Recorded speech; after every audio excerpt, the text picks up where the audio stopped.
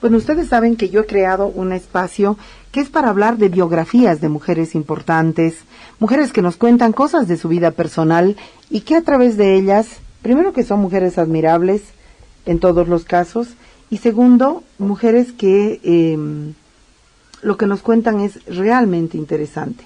El nombre que les voy a decir ahorita, a quien he invitado a la biografía de hoy, quizás no les suene mucho, y encima es una mujer bien joven. Se trata de Noemí Cámara, que es nada más y nada menos que la hija del dueño de uno de los prostíbulos más grandes de la ciudad de La Paz, como es el Catanas. Noemí, bienvenida, muchísimas gracias por estar aquí en este espacio de una biografía.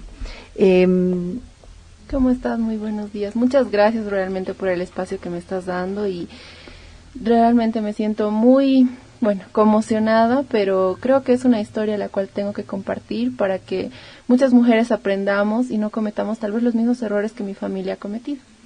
Noemí, ¿cómo nos quisieras contar? ¿Cómo ha sido, por ejemplo, para ti? ¿Tu papá desde toda la vida se ha dedicado a ser, a tener negocios, a ser proxeneta? Sí, la verdad es que me duele en el alma porque así nuestros padres, sean lo que sean, son nuestros padres, ¿no es cierto? Y en especial a mi papá, pese a la relación que hemos podido llevar buena o mala durante mucho tiempo, yo lo amo y lo he amado con todo el corazón. Ha sido muchas veces, en mi inocencia de niña, el ejemplo que yo quería seguir.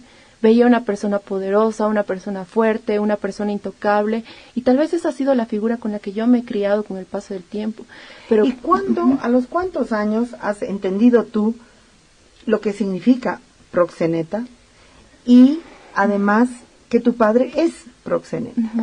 Bueno, en el colegio empezó todo esto, ¿no? Porque Catanas, como bien sabemos, tiene alrededor de 15 años existiendo en la ciudad de La Paz. ¿Tú cuántos años tienes ahorita? Yo tengo 26 años en este momento. Entonces, en el colegio yo escuchaba rumores de que, ¿sabías que el papá de Noemí es dueño de Catanas? ¿Sabías que tu papá trabaja con prostitutas? Y yo decía, no. ¿En qué colegio estabas tú? En el bancario, en el colegio bancario. Entonces, escuchaba ese tipo de cosas que me lastimaban. Y yo, llegaba a casa y preguntaba y, yo amo igual mucho a mi mamá, pero lastimosamente ella ha sido una mujer totalmente sumisa durante toda su vida. Mi mamá desde que tenía 20 años se casó con mi papá, vivió con él, pero él ha sido una persona que, la golpeaba, la maltrataba psicológicamente, verbalmente, siempre se ha encargado de reducirla, de hacerla sentir que ella sin él no podía hacer nada en la vida. Entonces, cuando ella intentaba liberarse, cuando yo veía que mi madre decía, no, es que tú estás abusando de nosotros y no sé qué, él la callaba. Primero con golpes, después diciéndole que no iba a volver a ver a sus hijos más, porque el del dinero era él, y que él iba a quitar a sus hijos y que nunca más los iba a volver a ver. Entonces mi madre siempre ha sido sometida a eso. Lastimosamente, a mis 12 años entendí lo que era la prostitución. Supongo que era una niña y para mí no quedaba clara la figura. ¿Tú tienes algún recuerdo de cómo lo entendiste? Sí, porque me acuerdo que antes de que esté Catanas, había la barra americana que estaba en la Plaza Uyuni. Exacto, y mi papá también era dueño de ese lugar. Entonces él estaba construyendo ese lugar y siempre, los momentos que teníamos juntos, él me llevaba... ¿Y fue la primera barra americana de La Paz? Fue la primera barra americana de La Paz, exactamente. Entonces fue ahí cuando me llevó y yo veía una estructura como un escenario y habían unos tubos y habían sillones y mi hermano y yo jugábamos ahí. No era un lugar apto, obviamente, ¿no? Pero jugábamos ahí y yo le decía, ¿qué era esto? Y él me decía, no, es una discoteca donde vienen personas y bailan. Y él no me decía realmente lo que se hacía ahí, ¿no es cierto? Pero con el paso de los años se cerró la barra americana y abrieron la barra americana, pero donde está el Fidalga ahora en la avenida Saavedra, donde se grabó American Visa. Ahí fue cuando yo conocí a Kay del Castillo y todo el despliegue que hubo ahí, porque ese local se construyó, pero lastimosamente para mi papá estaba muy cerca al colegio, que está al frente. No cumplía los 100 metros reglamentarios, entonces lo tuvieron que cerrar. Se abrió simplemente para la película y lo cerraron. Es ahí cuando yo conocí Catanas. Entonces entré ahí y mi papá me decía, yo creo que en las vacaciones ustedes no hacen absolutamente nada, yo les doy todo, entonces tienen que aprender lo que es trabajar. Ahora, estamos con Noemí Cámara. Ella es hija del dueño del Catanas y está compartiendo con nosotras parte de su historia de una manera muy, muy generosa. ¿Qué momento te das cuenta lo que es la prostitución? Cuando mi papá me dijo, tienes que hacer un trabajo de vacaciones. ¿Cuántos años tenías? tenía alrededor de 15 años, y me dijo, entonces cuando tú ya no vayas a colegio los fines de semana, vas a venir aquí, va a ir un seguridad a la casa que te va a recoger, te va a llevar al local a las 5 de la mañana, 4, y tú vas a ver, te van a enseñar los administradores qué es lo que se hace. Entonces, cuando yo entré, ha sido un shock para mí, porque era ver mujeres desnudas, que hombres de todo tipo, jóvenes, ancianos, no sé, guapos, horribles, lo que sea, pero que las trataban de una manera horrible, porque las tocaban, las manoseaban, las golpeaban, algunas de ellas mientras que estaban acompañándolos lloraban, otras cayéndose de borrachas. O sea, quiero que me entiendan una cosa, yo no tengo nada en contra de las chicas que trabajan en estos lugares, es más, yo he compartido con ellas muchas cosas, porque he vivido prácticamente ahí. Con 15 años, 5 de la mañana, se abre eso, que no era una película de televisión. Exacto. Era parte de tu vida. Y era donde yo tenía que trabajar. El trabajo de tu papá. Exacto. Entonces, era choqueante, porque al principio era como que todo el mundo decía, pero es una niña, pero ¿a qué viene aquí? Pero porque ahí hay mucha corrupción. O sea, como se maneja tanto dinero en la noche, las personas que trabajan ahí piensan que tienen tanto poder. Cuando tú dices tanto dinero, ¿de cuánto estamos hablando? Bueno, por noche más o menos Catanas, un viernes genera unos 100,000 bolivianos de venta. Entonces, si hacemos los cálculos, es mucho dinero que se mueve en un solo día. O sea, solamente con la venta de los tragos ahí en Catanas se mueve 100,000 bolivianos diarios. Entonces, aparte obviamente es lo que las chicas cobran y aparte es lo que la casa cobra porque ellas hagan otro tipo de servicios, ¿no es cierto? Que eso obviamente ya no se factura, que eso obviamente no entra en las planillas, que eso no se declara. O sea, las chicas cobran por pieza. Exacto. Y eso también es un dinero que ingresa. Exacto. ¿Por qué? Porque si alguien quiere sacar a una chica del local para que vaya a hacer otra cosa con él, tiene que pagar a la casa $50 para que esa chica pueda salir, o 400 bolivianos, dependiendo la chica que salga. Entonces, se hace el trato con la casa, si la chica obviamente acepta, paga el cliente los 400 bolivianos o los $50 y se la lleva a otro lado. Pero si quiere tener relaciones sexuales con la chica dentro del local, lo que hace es pagar 150 bolivianos por una pieza, o sea, ellos le llaman pieza, ¿no? Es así como yo lo conozco, que son unos cuartos donde obviamente no hay camas, porque la alcaldía cuando hace las inspecciones no puede ver camas, que hay sillones y demás, pero que se aseguran por dentro y les dan 40 minutos para que la chica entre con él ahí. Obviamente no van a entrar a charlar, ¿no es cierto? No, claro. Estamos con Noemí Cámara, ella es hija del dueño del Catanas y está compartiendo con nosotras su biografía personal. Yo ya he tenido una conversación antes de hoy con ella y me ha parecido realmente una personalidad fascinante. Noemí, entonces con 15 años tú ves ese rostro y te ubicas a tu papá como el dueño de eso. Sí, exacto. Es el señor Marco Cámara el que entra al boliche y todos tienen que estar de pie, tienen que mirar al piso. ¿Por qué? Porque él es una persona, como yo ya he declarado anteriormente en los medios de comunicación, que anda armada. Yo no entiendo cómo es posible que, bueno, ahora sí, realmente me ubico y digo, ¿cómo es posible que la policía, una persona que tiene tantos antecedentes y que es proxeneta, le dé armas? Él tiene un arma en la cintura, un arma en la pierna, un arma en el cinturón. Entonces, cuando él realmente pido que se le haga una valoración psicológica, porque no sé qué clase de vida haya tenido de niño mi padre, y eso realmente me destroza el alma, que es una persona agresiva. No vive sin tomar antidepresivos, mi padre. O sea, no duerme en las noches porque tiene delirio de persecución. No sé con cuántas personas haya metido, los tipos de negocios que él hace, que piensa que van a ir cualquier rato a la casa a matarlo. A ver, el proxeneta no es feliz. No. O sea, yo digo, realmente... El proxeneta es una persona violenta. Llena de... miedos. De miedos. De miedos. Bueno, tú tienes 15 años, tu papá es dueño de eso. ¿Qué relación tenías en ese momento con tu papá? La relación de que él decía, Noemí, tú eres dueña de todo aquí, ellos te tienen que respetar, ellos tienen que hacer lo que tú digas. Entonces, como yo no puedo trabajar aquí porque tengo otro local en Santa Cruz, tú te vas a hacer cargo de esto. O sea, ponerte de prolongación de su poder, exacto, de prolongación de él. Y bueno, ¿y cómo resulta eso para ti? Porque podrías haber dicho, ¡qué está maravilla! Bien, perfecto, todo el mundo, yo tengo 15 años y tengo personas de 30, de 40 años trabajando para mí, o sea, se supone que sería perfecto, pero ¿sabes qué era lo que yo hacía? Iba a los privados esos donde las personas hacen cosas durante 40 minutos y me encerraba a llorar. porque era horrible para mí ver cosas así. Entonces yo hablaba con las personas que trabajaban ahí y al principio habían personas buenas que me decían, había mujeres administradoras, cajeras, garzonas, que yo les daba pena al estar ahí porque decían, pucha, yo jamás metería a mis hijos a este lugar porque es horrible. Entonces había un problema, por ejemplo, una chica golpeaba a otra y ya, yo tenía digamos ya 17 años. Una chica golpeaba a otra o un cliente golpeaba a una chica y Noemí, ¿qué hacemos?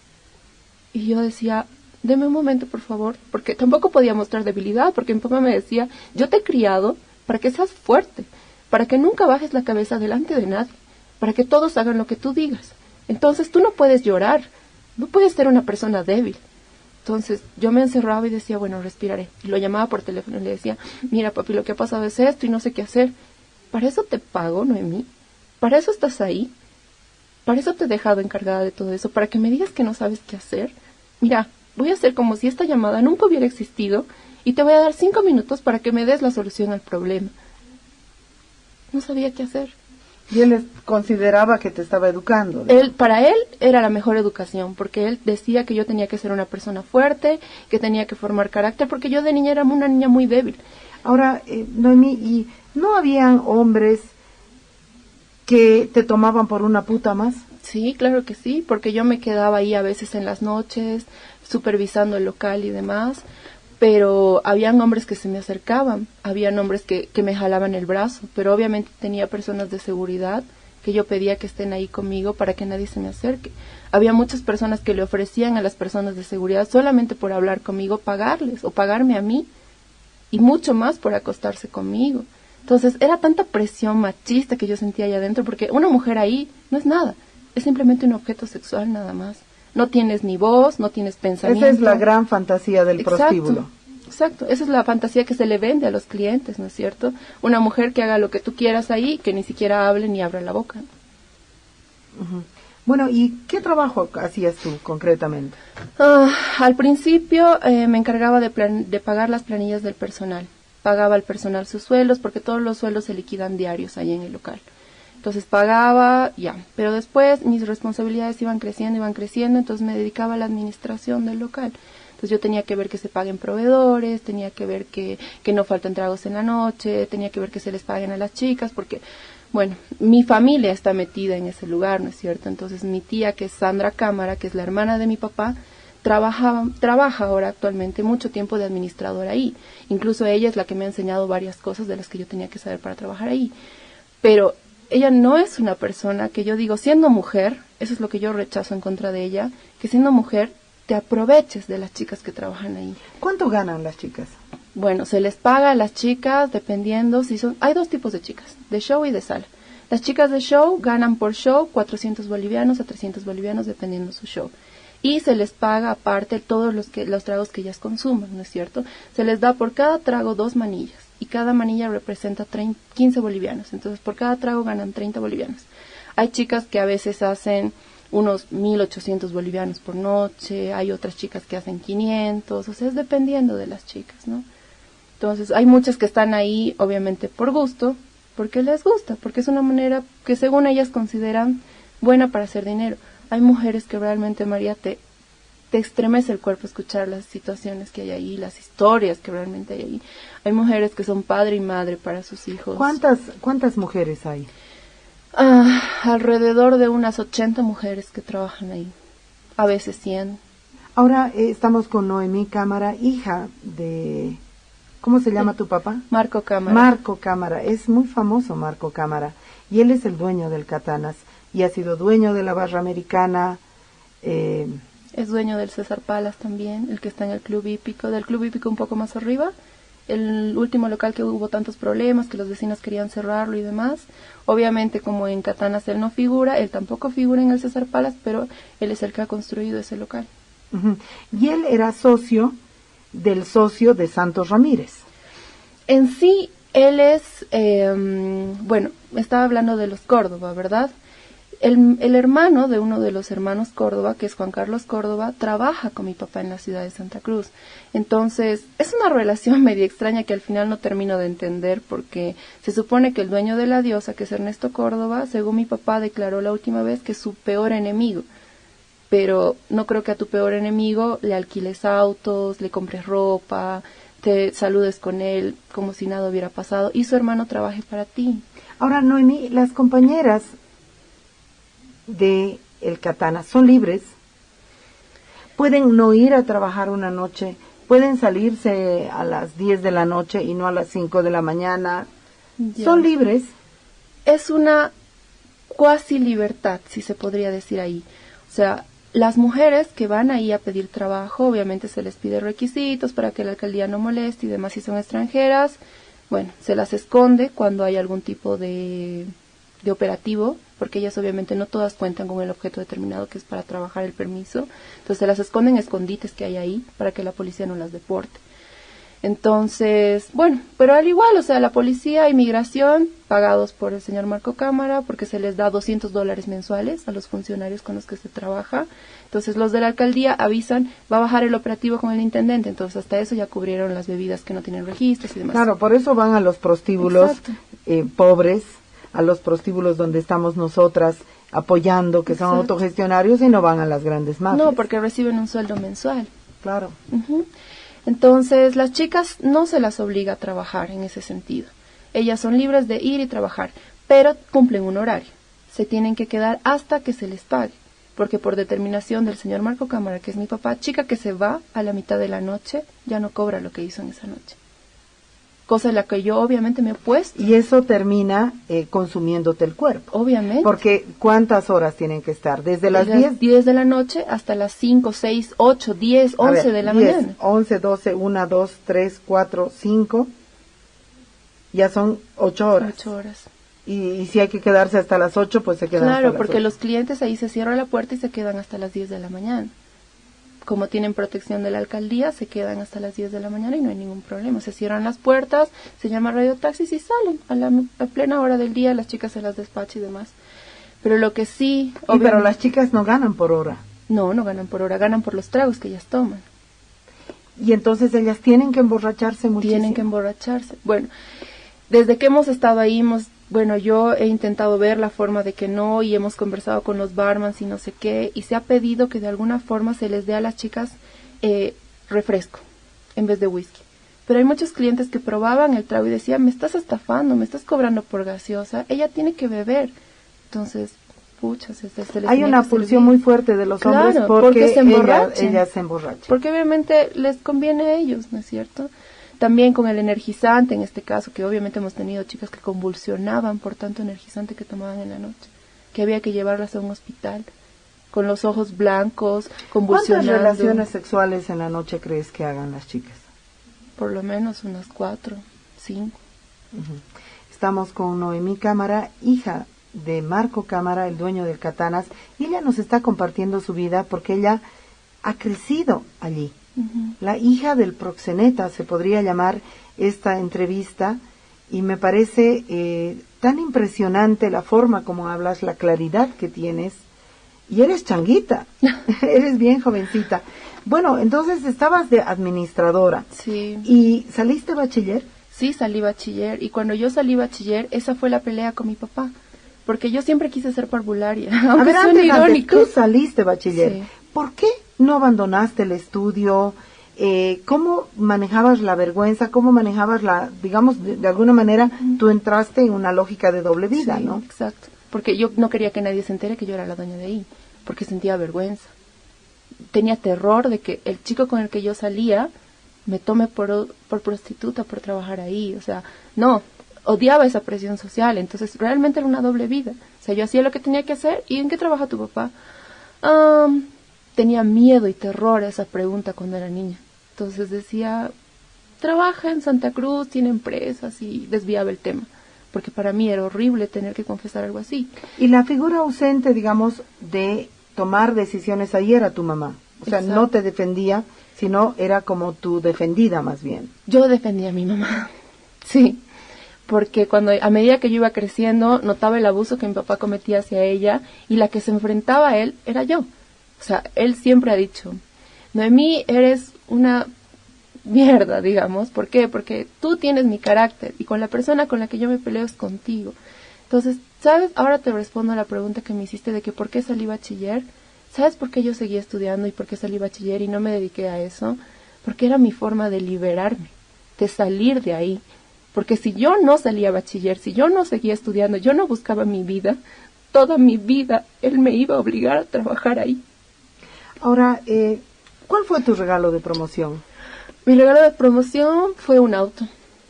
Me regaló un auto. Me dijo, bueno, es que no sé qué, tú te lo has ganado, entonces aquí tienes un coche. Yo dije, bueno, entonces, ¿y tú dónde estás? Porque yo siempre tuve un jefe, pero nunca tuve un papá. O sea, un jefe que me decía, tú te tienes que levantar a las 4 de la mañana para que estés lista a 4:30, el seguridad con el taxi está en la puerta para recogerte y vayas y cumplas tu trabajo. ¿Y dónde estaba mi papá? Yo no tenía un papá, tenía un jefe que me decía, tú no te levantas 4 de la mañana para ir a trabajar, no te doy la pensión de la universidad, no le pago la pensión a tu mamá y no les pago el departamento donde ustedes viven. Ahora, ¿qué significa la palabra proxeneta para ti? ¿Cuál es el significado que tiene? La palabra proxeneta para mí tiene el significado de infelicidad, porque las personas tenemos la concepción errónea de que el dinero nos da la felicidad, de que mientras más dinero y más poder tengamos, más felices somos. Pero mientras más dinero yo tenía en mi casa, mientras más dinero tenía mi papá, mi familia era más podrida. Mis abuelos, para lo que venían a hablarle a mi papá, porque ellos nunca han tenido una buena relación, ¿no? Pero ahora la tienen perfecta, ¿no? Porque a mi papá les pasa una pensión, les pasa dinero. Con mis tías exactamente lo mismo. Cuando ellas necesitaban ayudas, ahí eran tías, ahí eran primas, ahí sí habían tíos, ahí sí habían reuniones familiares. Cuando mi papá financiaba a toda la familia para que vaya a visitarlo a Santa Cruz, pagando pasajes, comprando a su familia para no sentirse solo. Entonces, proxeneta para mí es infelicidad, soledad, amargura, angustia, delirio de persecución. Porque no solamente te mueves como proxeneta, ¿no es cierto? O sea, mi papá, ¿en cuántos círculos se ha tenido que mover? ¿Qué tipos de personas trabajan con él en las cosas que él hace? Para que se despierte a las 12 de la noche y diga, ¡ah! No, tienen que salir del país, váyanse a visitar a sus primas a Lima porque me quieren matar. Cuando éramos niños, María, por ejemplo, íbamos al colegio con policías. Habían tiempos en los que no íbamos al colegio, habían semanas en las que teníamos que irnos de viaje, porque él decía que lo amenazó, y ni siquiera es como que, ay, le voy a ocultar la verdad a mis hijos para que no se traumen y no sufran. Entonces, no, era reunión, mi mamá, mi hermano y yo. Me han amenazado con matarme. Pucha, mi mamá loca, de angustia. Y han amenazado que van a violar a mis hijos, que la van a violar a la Noemí. Tienen que salir de aquí. Entonces, era una presión psicológica, emocional horrible. Era vivir traumados. Y obviamente él salió en la tele diciendo, bueno, no sé qué clase de padre puede ventilar ante la prensa que su hija tiene problemas psiquiátricos y que ha estado internada. Efectivamente, he estado internada en un hospital psiquiátrico en Santa Cruz, en 3 oportunidades, exacto, él dijo la verdad, en 3 oportunidades. ¿Pero por qué? Porque yo vivía asustada, porque la vida que yo vivía era horrible, porque las cosas que yo presenciaba desde niña me han traumado. Yo tenía problemas depresivos horribles, hasta incluso he intentado suicidarme, y no me da vergüenza decirlo, porque yo he salido de eso, y ahora estoy viva, y estoy aquí, y estoy compartiendo esto para que muchas personas, no sé, tal vez no sirva de nada o tal vez sirva de algo y alguien me entienda. Es muy útil, es muy elocuente, es muy impresionante. Noemí, lo que tú estás haciendo es muy impresionante. A mí me impresiona muchísimo. Estamos con Noemí Cámara, hija del dueño del Catanas, el proxeneta mayor de la ciudad de La Paz o de Bolivia, en realidad. Y hombres poderosos van como prostituyentes. Sí. ¿Quién... ¿Cuál sería la excepción? ¿Quién no sería consumidor de prostitución? No, saben que yo, lastimosamente, pero muchas veces que he estado en reuniones sociales con amigos y que me han dicho, ¿sabes qué? Es que a mí ese tipo de lugares no me gustan. Error, mentira. Todos los hombres caen en ese lugar. Eso es cierto. ¿Todas las edades? Todas las edades. Bueno, se supone que en eso sí se cuidan, ¿no? Que no entren menores de edad o hay chicos que falsifican carnet de nuestro país. Es tan fácil falsificar una identificación que igual entran. Ancianos, hombres adultos de mediana edad, todos, políticos, policías, funcionarios de la alcaldía, de migración, incluso te lo doy como dato, ¿no? Mi papá ha avasallado un departamento en la Isabela Católica, por el cual tiene un proceso. pero en ese departamento se hacen fiestas romanas, si se podría decir, así que las denomina así, en la cual él agarra a un grupo de chicas y les pide que el seguridad del local las lleve a su departamento a determinada hora. Y en esa fiesta hay montón de whisky, montón de tragos, montón de jefes de la policía, políticos, y él hace ese tipo de fiestas con orgías para políticos, para gente que él necesita su apoyo. Para comprar protección. Exacto, para comprar la protección. Y esas chicas, te juro, María, salen aterradas de esos lugares, porque imagínate que vaya un grupo de chicas que tengan que hacer una orgía con 10 hombres, o sea, no, es horrible. Y pregúntame si por eso les pagan. No les pagan por eso. ¿Por qué? Ese es el porque se extra supone para que, garantizar claro, su trabajo. porque el señor Marco Cámara corre con todos los gastos. Y mínimo él debería tener la mínima decencia de decir, por lo menos al llegar al local, pucha, estas chicas han hecho este servicio, páguenles por el servicio. No, las chicas reclaman, piden y se les da largas. No, es que el señor Marco Cámara va a venir y te va a pagar, él te va a cubrir los gastos de esa fiesta, no te preocupes, mamacita, que no sé qué, nunca se les paga. Pero ellas son obligadas, cada chica que llega, que es extranjera o que es boliviana, cada chica que pisa el local, su derecho de piso es acostarse con el señor Marco Cámara. Uh-huh. Estamos con Noemí Cámara, la hija de Marco Cámara. Noemí, bueno, y cuando decides ponerte a estudiar, ¿qué carrera escoges? Parvularia. Parvularia. Bueno, ¿y por qué? Explícamelo, resulta bien irónico, sí, ¿no? bastante, pero es que, ¿sabes qué? La inocencia de un niño no se compara con absolutamente nada, realmente. Y te das cuenta, y yo me he puesto a pensar, tú puedes crear desde niño un violador o un presidente de la República. Está en tus manos como madre, como sociedad, como educadora, como lo que sea. Entonces de ti depende de cómo van a ser nuestras nuevas generaciones. Ahora, ¿tú te sientes con el deseo de reparar el daño producido por tu padre en la sociedad? Tal vez sí. O en realidad, ¿cómo llegas al parvulario? Es que no lo... Yo, por ejemplo, me has dejado flop. Por ejemplo, para mí ha sido una batalla muy dura eso del parvulario, porque mi papá dijo, vas a estudiar Derecho. Yo, pero ¿por qué Derecho? Yo quiero ser comunicadora social, entonces. Parvularia, no. ¿Vas a ser nana? ¿Vas a ser una niñera? ¿Mi hija va a ser una niñera? Estás loca de mí. Entonces yo dije, pero entonces, comunicación social.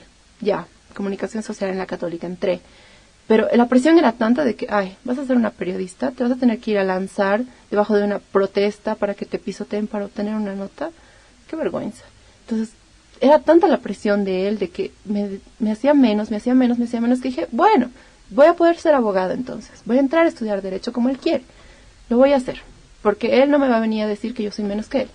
Entré a la Católica a estudiar Derecho, pero no podía llevar mis exámenes, llevar mi carrera con mi otra vida, que era levantarme a 5 de la mañana, ir a sacar cuentas, pelearme con los clientes, ordenar a las chicas, trabajar con 20 hombres ahí que son garzones, que hacen lo que se les da la gana, que algunos están borrachos, que otros hacen esto, el otro. O sea, era desgastante.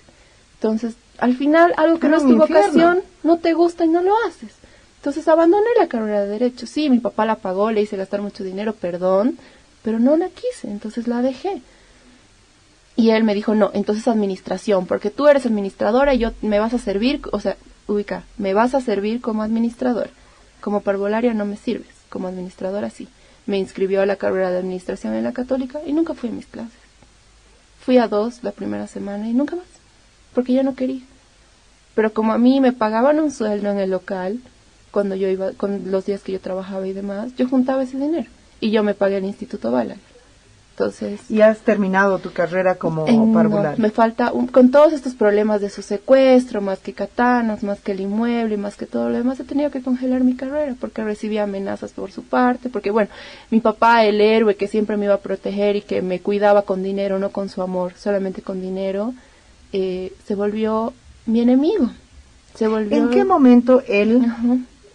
Tú pasas de ser esa joven que él está entrenando para ser su sucesora a convertirte en su enemiga? ¿Cuál es el clinch? ¿Qué pasa ahí? Para empezar, él tiene un amor enfermo hacia mí. Un amor, o sea, sobreprotector, pero que es el hecho de que tú trabajas para mí siempre, haces lo que yo te diga y mientras tú cumplas mis órdenes yo te amo. Si tú te sales de ese cuadrado que yo te he dibujado, ya no te quiero más. Entonces había mucho tiempo en el cual yo decía, no, o sea, ¿quién más me va a amar si no es mi papá? Si yo he llevado una vida tan horrible viendo cómo prostituían a mujeres y cómo una mujer era degradada de esa forma, yo decía, no, entonces yo necesito que mi papá me ame. Entonces yo hacía todo para que él me ame, para que él me dé su tiempo. Yo no quería autos, yo no quería celulares, yo no quería viajes, yo quería a mi papá. Pero él no, o sea, pero Noemí, ¿de qué te quejas? Si tienes todo, tienes un auto, ya, pero no tengo a mi papá, él no entendía eso. Hasta que llegó un momento que supongo que yo maduré y dije, esto no es para mí, y yo no quiero. Y hablé con mi mamá y le dije, basta, o sea, porque yo sí, como te dije, estuve internada en la clínica. Cuando yo salí de mi depresión cíclica, que era horrible, que yo pensaba que me iba a morir, o que la muerte era lo mejor que me podía suceder, dije, no, ya no puedo seguir viviendo así.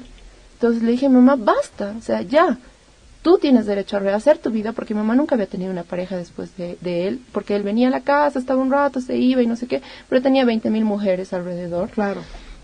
Pero mi mamá no podía, porque cuando ella quería rehacer su vida y pedir el divorcio, él la amenazaba con quitarle a sus hijos o que la iba a matar. Entonces, y nosotros no era como que, ay, te voy a matar, como cualquiera que te amenace. No, él venía con su pistola y con su pistola la amenazaba a mi mamá, como amenaza a las chicas del local, como amenaza a todos los garzones, como amenaza a toda la gente que está a su lado. Entonces ahí es cuando yo digo, bueno, esto ya no puede seguir así, no voy a vivir así toda mi vida, prefiero morirme o salgo de esto de una vez. Entonces ahí cuando yo empecé a alejarme, dije, ya no voy a ir al boliche. Listo. No hay universidad para tu hermano, no hay universidad para tu mamá, diré, no hay pensión para tu mamá, no hay alquiler para tu departamento, chao auto, primero, está bien, te lo regalo, toma. Yo me fui a vivir a Chile unos 8 meses, escapando de toda esta horrible cosa, digamos. Me fui a vivir a Chile otros 8 meses, pero lastimosamente mi hermano, él estaba entrenando ahora a mi hermano. Ya no era Noemí, ahora era Gerardo. Entonces lo estaba metiendo a Gerardo ahí, que tienes que ir a las 4 de la mañana a sacar cuentas, que tienes que hacer esto y el otro. Entonces yo dije, no. O sea, yo me fui, me estoy salvando, estoy haciendo mi vida en otro país, pero tengo que volver, porque mi hermano incluso se metió con una de las chicas del boliche. Estaba saliendo con ellas. Entonces yo dije, no, no puedo permitir que mi hermano haga esto. Entonces volví. Y es ahí cuando él dijo, bueno, te devuelvo tu coche, te devuelvo tu dinero, te devuelvo todo y vuelves a trabajar conmigo. Y yo dije, ya, ok, volví, pero no voy a volver para lo mismo de siempre. Voy a volver para juntar dinero para mí, para salir profesional y sacar a mi mamá y a mi hermano de esto. Estamos con Noemí Cámara, la hija de Marco Cámara, el dueño del Katanas y el proxeneta más poderoso de este país. Un proxeneta que tiene tentáculos de poder en el Ministerio de Gobierno, en el sistema político, probablemente en el sistema bancario. ¿Dónde no tiene poder tu papá? Uy, en Paraguay supongo, porque está pedido por el Paraguay. Este es un mundo de hombres. Yo sé que tú has presentado una carpeta con todo al Ministerio de Gobierno. ¿Cuándo lo has hecho? Lo he hecho justamente después de su autosecuestro.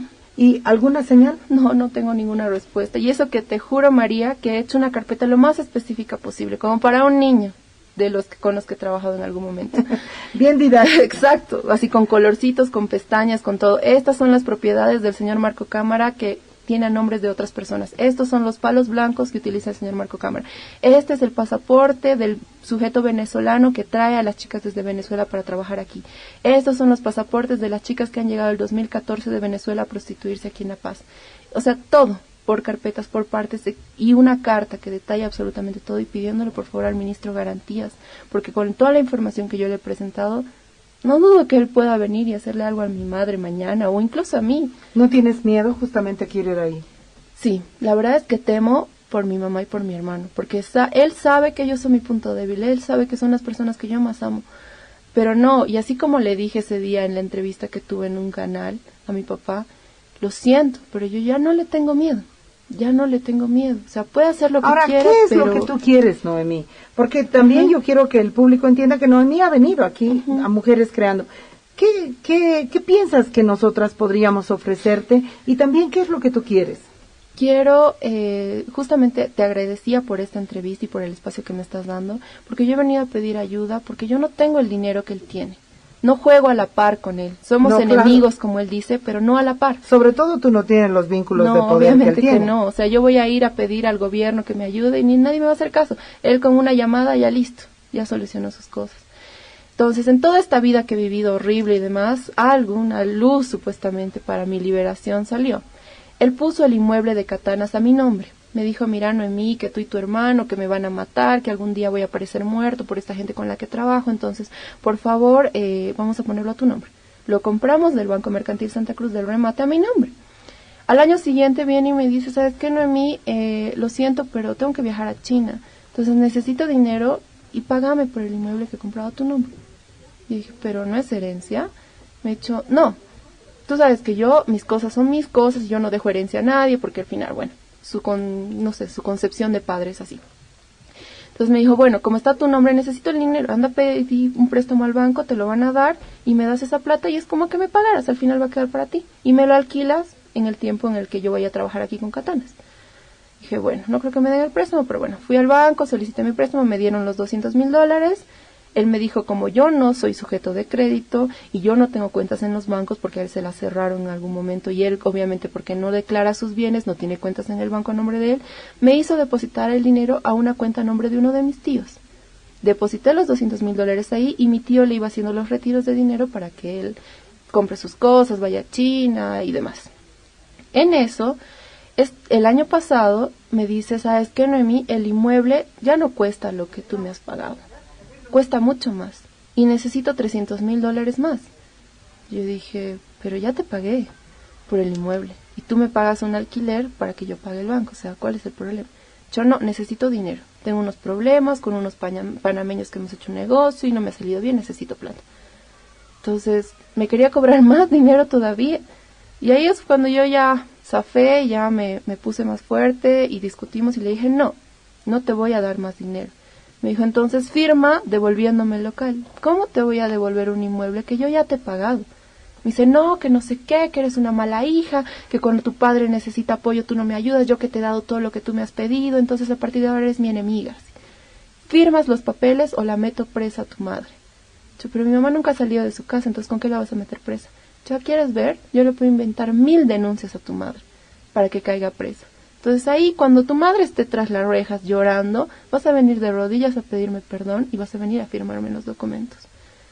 Entonces, peleamos, discutimos, me enfrenté a él como él nunca pensó que me iba a enfrentar a él. Y le dije, bueno, está bien, te quedas con tu departamento, te quedas con tus cosas, no me importa, mi madre, mi hermano y yo nos vamos. Hablé con mi mamá, nos fuimos del departamento que él nos alquilaba. Nunca más le pasó un peso a mi hermano. El problema no era con mi hermano, era conmigo, obviamente, pero a Gerardo lo dejó de lado. Nunca más le volvió a pagar la universidad, nunca más nada. O sea, mi mamá igual la dejó de lado. A mi mamá lastimosamente la operaron ese año, le sacaron la matriz. Ha sido una experiencia un poco traumante para nosotros. Y él no ayudó, ni siquiera con un jugo para el hospital, ni con la cuenta del hospital, absolutamente nada. Y además de esta muy generosa biografía tuya que nos has contado, nosotras estamos haciendo este espacio para que quede muy claro que no estás sola. Lo que nosotras te podemos brindar quizás es poco, pero al mismo tiempo no es demasiado tan para poco, mí, la verdad, porque sí. pocas están dispuestas a enfrentarse a un proxeneta de esta calaña y de este tamaño, y nosotras estamos en esta lucha y yo me alegro tanto de lo que has hecho tú con tu vida. A mí me parece impresionante. Muchas gracias. Y te abrazo con mis palabras, porque me parece impresionante lo que tú has hecho. O sea, con 12 años, con 15 años, con 17 años, interpretar ese mundo con la sensibilidad con la que tú lo has interpretado. Y moverte del lugar de poder que tu papá te ha dado, es algo que es súper extraordinario y súper ejemplar. Muchas gracias. Así que yo me quedo fascinada contigo. Gracias.